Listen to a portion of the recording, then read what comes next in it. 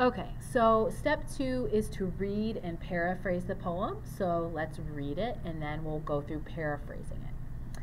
American Cheese by Jim Daniels. At department parties, I eat cheeses my parents never heard of. Gooey, pale cheeses speaking garbled tongues. I have acquired a taste, yes, and that's okay, I tell myself. I grew up in a house shaded by the factory's clank and clamor. A house built like a square of 64 American singles, the ones my mother made lunches with for the hungry man who disappeared into that factory, and 5 hungry kids. American singles. Yellow mustard, day-old Wonder Bread, not even Swiss, with its mysterious holes. We were sparrows and starlings, still learning how the blue jay stole our eggs, our nest eggs. 64 singles wrapped in wax, dig your nails in to separate them. When I come home, I crave, more than any home cooking, those thin slices in the fridge. I fold one in half, drop it in my mouth. My mother can't understand, doesn't remember me being a cheese eater, plain like that. Okay, so just before we get going, I want to point out that paraphrasing is when you put something in your own words. If you paraphrase something before you analyze it, it helps a lot because as you're paraphrasing and putting it in your own words, you might find words you don't understand and you'll look them up. And so your comprehension of what you're reading will go up. And you can't really analyze something and find the deeper meaning if you don't understand what it means at all. So paraphrasing really helps with comprehension.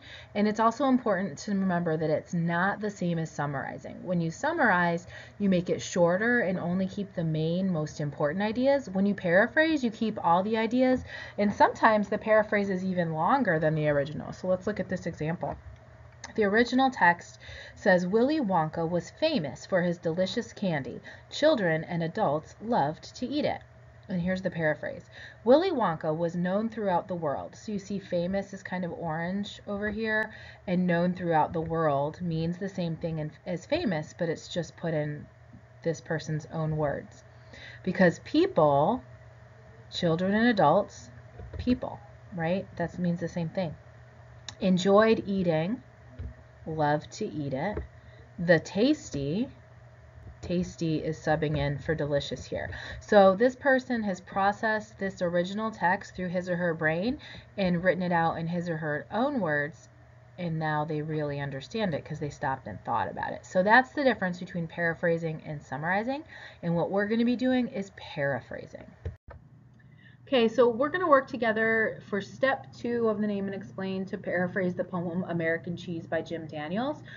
This poem is kind of organized in 2 stanzas, and they're very big, kind of blocky chunks. The poem is set up in sentences, so I kind of took it sentence by sentence to do my paraphrase. There are a couple places where I vary from that, but for the most part, I just looked at it sentence by sentence. So the first sentence says, at department parties, I eat cheeses my parents never heard of, gooey pale cheeses speaking garbled tongues. So my paraphrase is, at work parties, the cheese I eat speaks different languages. It is white in color, and it is different than the cheeses my parents eat. So you can go ahead and write your paraphrase, or you can write mine down if it makes sense, in the column number 2. Okay, the next sentence, I have acquired a taste, yes, and that's okay, I tell myself. So I took that to be, I have grown to like the foreign cheese, and I convince myself that I'm fine with that. You go ahead and write your paraphrase down. I grew up in a house shaded by the factory's clank and clamor. The house I lived in growing up was in the shadow of a large factory. Loud factory. The clank and clamor is loud. A house built like a square of 64 American singles, the ones my mother made lunches with for the hungry man who disappeared into that factory, and 500 kids. So I took that to be the house's shape was similar to a block of cheese slices, right? The house built like the 64 American singles. My mother used to make cheese sandwiches for lunch for all the kids and her factory worker husband, right? The hungry man disappears into the factory. He goes into the factory to work. Takes his cheese sandwich with him. American singles, yellow mustard, day-old Wonder Bread, not even Swiss with its mysterious holes. So for this, I didn't stick to one sentence, but to be fair, there's not a sentence in here. These are all sentence fragments, but I stuck them all together because they're very related to each other. So I said, The sandwiches had American cheese, yellow mustard, and they were on stale Wonder Bread. The sandwiches were never made of Swiss, and the poet, it's the narrator, he doesn't know how the holes get into Swiss cheese. It's a very mysterious process. But I bet if you ask your science teacher, you can find out how the holes get in there. We were sparrows and starlings, still learning how the blue jay stole our eggs, our nest eggs. The narrator and his family were like birds who were finding out how other birds stole from them.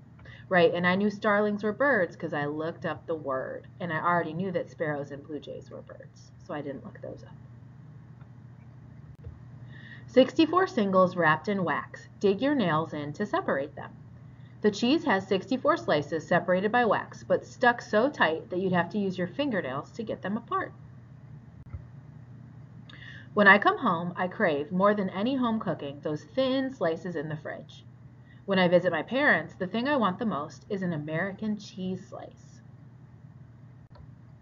I fold one in half, drop it in my mouth. My mother can't understand, doesn't remember me being a cheese eater, plain like that.